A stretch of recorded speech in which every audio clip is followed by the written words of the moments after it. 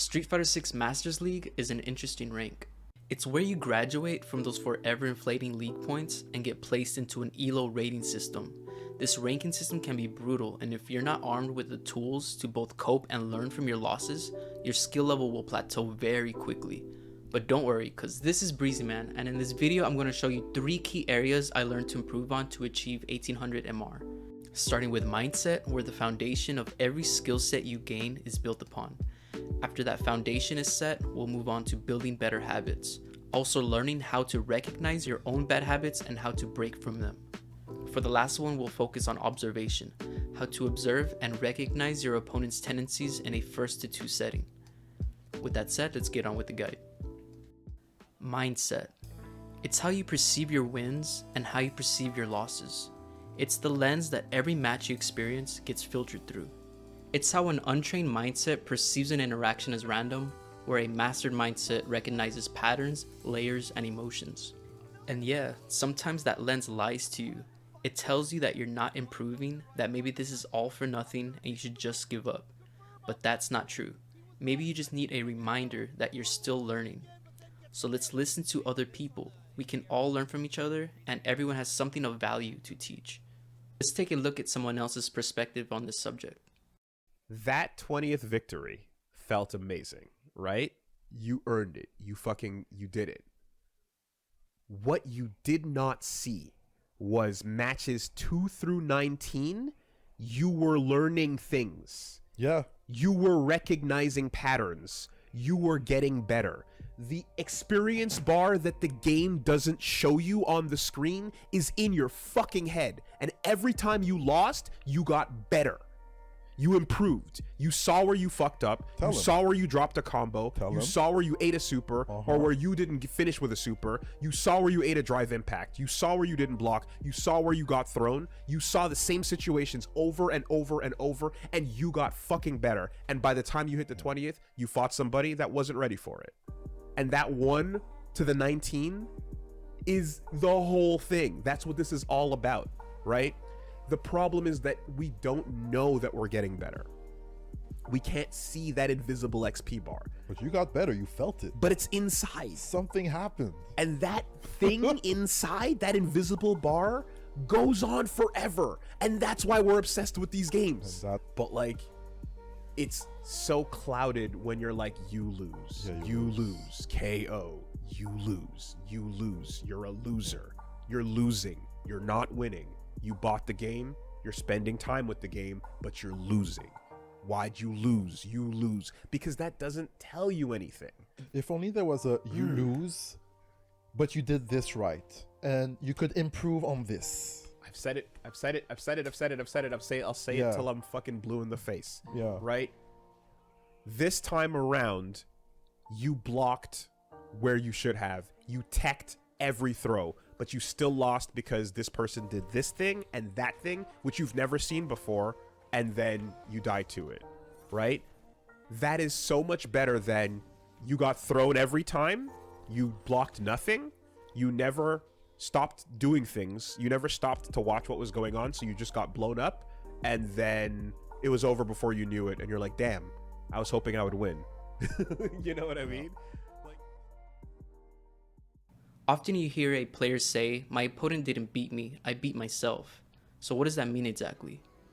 This means they've self-analyzed enough to know they got in their own way, that they had all the skill and knowledge to beat their opponent, but their state of mind hindered their performance. You see, having the knowledge to beat a player/character doesn't mean you will execute it correctly. You'll have all the right reads but perform a contradictory action in the moment. There are so many factors contributing to this phenomena, but today we'll go over 2 important ones. You're either self-doubting, which can contribute to late reactions, or anxious, which contributes towards early reactions. You can also associate inactivity/freezing up to both these state of minds. When you doubt your decisions, it's usually the fear of being wrong and the consequences associated with that, thus not being ready when the opportunity presents itself. When you're anxious, that mindset is almost reversed. You could be anxiously waiting to anti-air a jump, and when you finally see it, you act too early, thus not properly timing that anti-air. So what do you do with all this information? How do you apply this knowledge to a match in real time? It's as easy as simply knowing the information. because now when you have a read on your opponent and see yourself anti-air too early, you'll intuitively know to slow that button timing next time. Now when you see yourself press a button too late, you'll know you were doubting yourself and should be more confident and committal with your reads. Knowing yourself and how your emotions affect your performance is essential to staying in the present moment and not dwell on why a certain interaction didn't go your way. Instead, now you know you were just a little off with your timing and in real time adjust to your emotions instead of falling victim to them. You can see just how the removal of self-doubt, overanalyzing, and all those things that come with those self-hurdles can make us all better players. So what comes after mindset? Subscribing to my channel, of course. I've gathered all the data and subscribing is scientifically proven to make you a better player. Don't ever underestimate the effect 1 or 2 bad habits can have on your win rate. If you played perfectly fine the whole match but you drive reversal every jump in, you better believe that one bad habit played a huge factor behind your loss. It's the cause of so many blunders in fighting games. You'll be having an even match with someone, but in the end game you repeat a bad habit that gets you killed. You see, bad habits cause most blunders because bad habits happen regardless of what you know you should do in a situation. It's another quality that top players have. They just simply have less bad habits than lower skilled players. Let's look at a lesson on why chess grandmaster Benjamin Feingold wins so consistently even though he doesn't play perfectly. So what most people do is they go, oh, that guy is better than that guy, so that guy won. Okay, and that's not why you win. Normally, people who win at chess don't blunder and their opponent does blunder. It doesn't mean I played good and you played bad, so I won. Probably we played about the same, and then you blundered your queen, and I win. I don't blunder my queen, so I win. Yeah. It's not that I play 20 good moves and you play 20 bad moves. That's not why I win. I win because we play about the same, and then you blunder and I don't. That's what happened in this game. Now, you might think, I'm a grandmaster, he's like 1800, so I beat him. Now, here's something you don't realize, even if you do. When you win or lose or draw and the game's rated, you go to the US Chess Federation, you see what your rating is, right? Does it say how well you played? Does the US Chess Federation say, hey, how'd that game go? We're interested. No. You know what they want to know? Who won? Right? Yeah. If I win every game, me, and all my moves are the worst, I'm the highest rated player in the world. If I play perfect every move, like a machine, and then I blunder my queen or I blunder mate and 1, now my rating's low. They don't care how you play, they want to know who got 1 next to their name. That means don't blunder. If you don't play very well, but you don't blunder, you're better than somebody who plays really well and blunders a lot. By not blundering, you're better than everybody who blunders, even if they play better than you. If you take a look at Justin Wong's gameplay, he's not doing anything fancy during his matches. He just doesn't blunder as often. His consistency doesn't come from how much he's added to his game plan. His consistency comes from what he's not doing, and not having any major bad habits that unnecessarily lose him rounds. So self-analyze and really get to know your playstyle and decide if a certain strategy you're doing is actually serving you or not. Knowing how to find these bad habits is a skill of its own, and you'll need to learn how to analyze your replays first. Let's look at some examples. Go through your replays and find a loss. Play it out and really pay attention to every hit the opponent landed on you. Look to see if you had any opportunities earlier in the round to avoid being in a position that got you killed. You'll also find that endgames are very informative to why you lost. You'll find most bad habits there because that's where emotions are usually heightened and people revert to bad habits in high stress situations. As you can see in this clip, a very prevalent bad habit sim players have is just mindlessly cross-up teleporting for seemingly no reason. I even have a life lead in this clip, so there's absolutely no reason to guess teleport, especially teleporting myself into the corner. I get nervous in the endgame and I lose patience quickly, so I feel I have to make a hard read, but in reality I should feel comfortable in this position and not revert to this bad habit. I've since gotten rid of this bad habit by forcing myself for a whole week to not ever cross up teleport. These habits are hard-coded in our brain, and we need to completely abstain from them for long periods of time just to have any chance to get rid of them. In lower ranks, you really don't need to observe your opponent because if your flowchart is strong enough, you can mostly play a one-player game and rank up.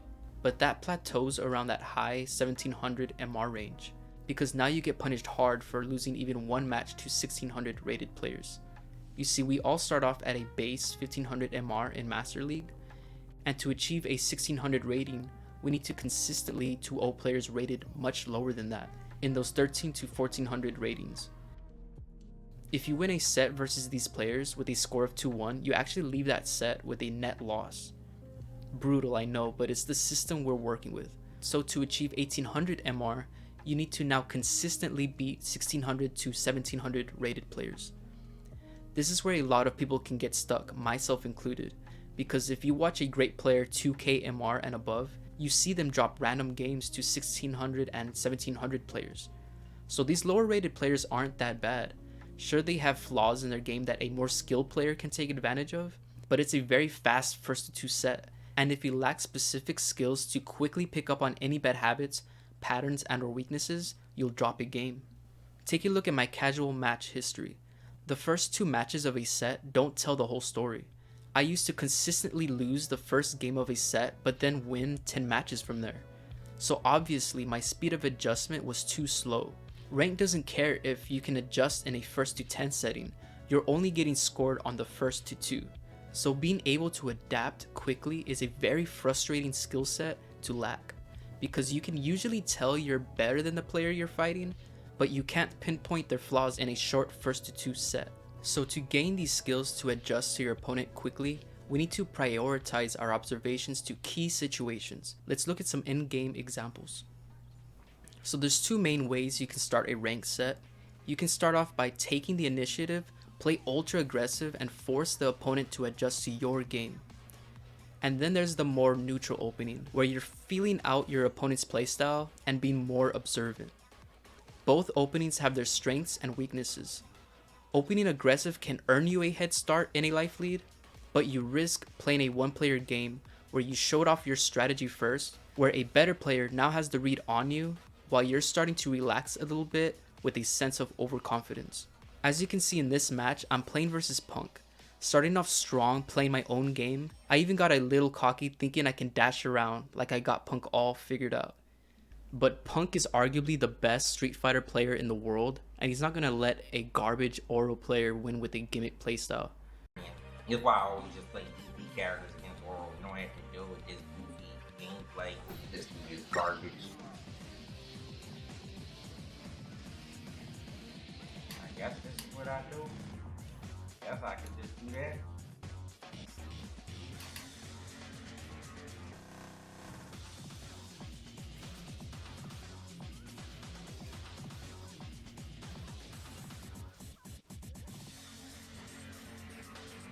Hey, I got the combo. You see how I come up with a game plan in one? I literally checked him from doing his jump one time in this game and he just didn't know how to play. Here Punk says, I literally checked him from jumping one time and he just didn't know how to play. This is the drawback I'm talking about when you play an aggressive one-player game. I gained 0 information on how Punk was attempting to defend against me. Now I can't add a layer 2 in my game plan. A better player will stop your layer 1 strategy, and you need to gather context clues throughout the match to create a game plan tailored to your opponent. Now, with a neutral opening like I mentioned, this also comes with its own strengths and weaknesses. You get the benefit of learning your opponent's movement and playstyle, but you also run the risk of playing too passive, allowing them to initiate their offense. So you might be thinking, man, if only there were a way to get the benefits of both initiating my offense first and learning about my opponent at the same time. Well, good news, that's absolutely possible. So how do you do this? By adding intent to your offense. Every single action you make will receive some sort of feedback from your opponent. If you play a fireball character, throw one fireball and just observe what they do about it. They either jump,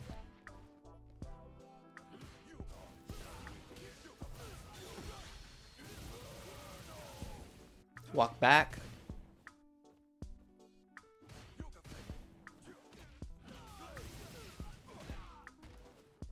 block/parry,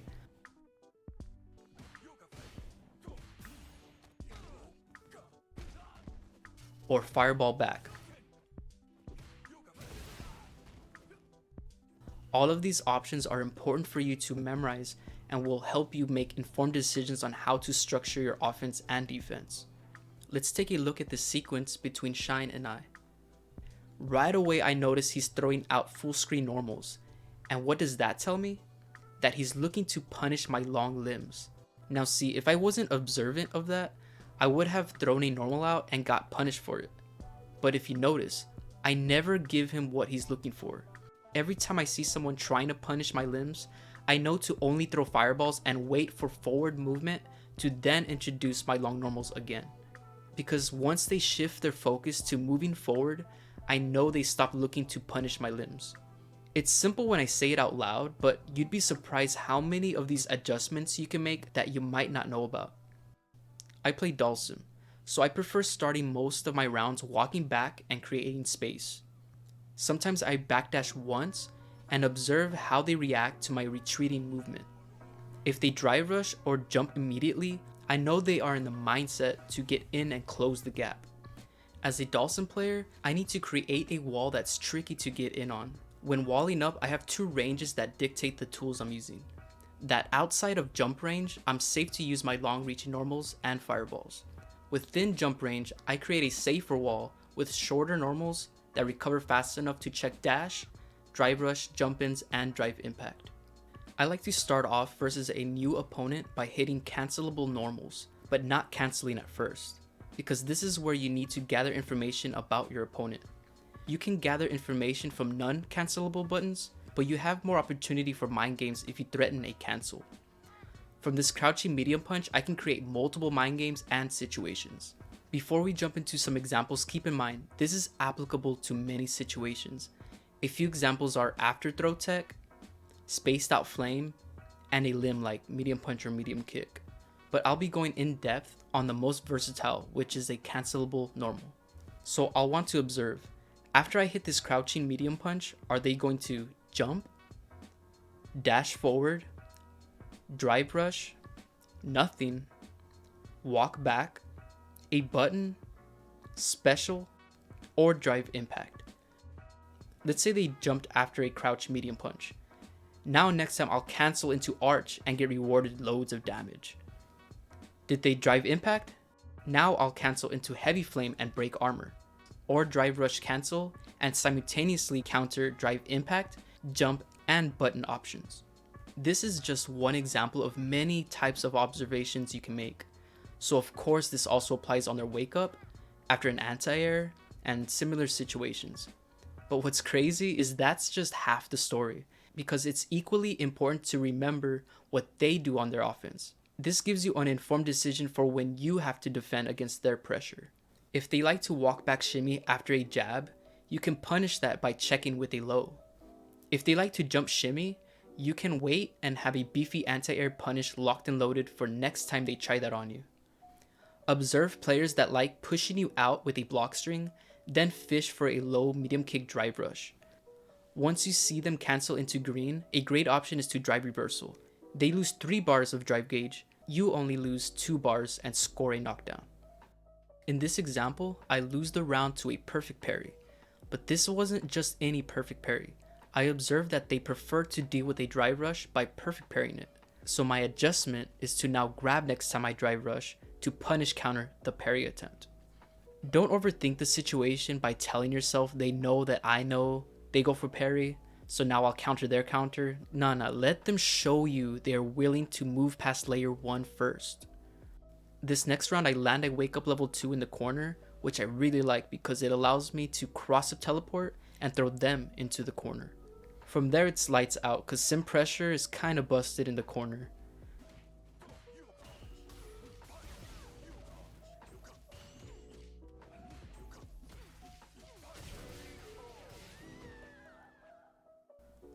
So I noticed in the previous match that this player tried dashing after blocking Yoga Flame.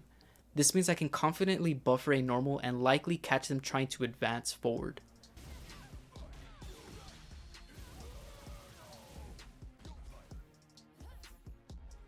And would you look at that, I win the round with a satisfying punish counter throw. Knowing from previous observation they are likely to perfect parry a drive rush normal. There are hundreds of examples like this, but I can't show you all of them. So it's your responsibility to do your research, watch high level players, and take notes on how they deal with not only the character they're fighting, but the tendencies of the human piloting that character. Be mindful of what interactions took place before they guessed right on a defensive decision. There's a full story unfolding during every set. It's up to you to read between the lines and pick apart every opponent you run into. And you made it to the end of the guide. I really hope this video helped you become a better player, and it's okay if you don't hit your rank goal right away. Set smaller goals to achieve, and if you hit a 6 sequence in a match, don't be shy to post it and tag me on Twitter. If you don't have any supporters, don't worry. I'll support you in your journey to becoming the best fighting game player you could be. Remember to subscribe because I'm definitely making more guides in the future, and I have a really good one coming up next about how to create a strategy specifically designed for the current Street Fighter 6 meta. This was Breezyman, and I hope to see you here soon. Bye.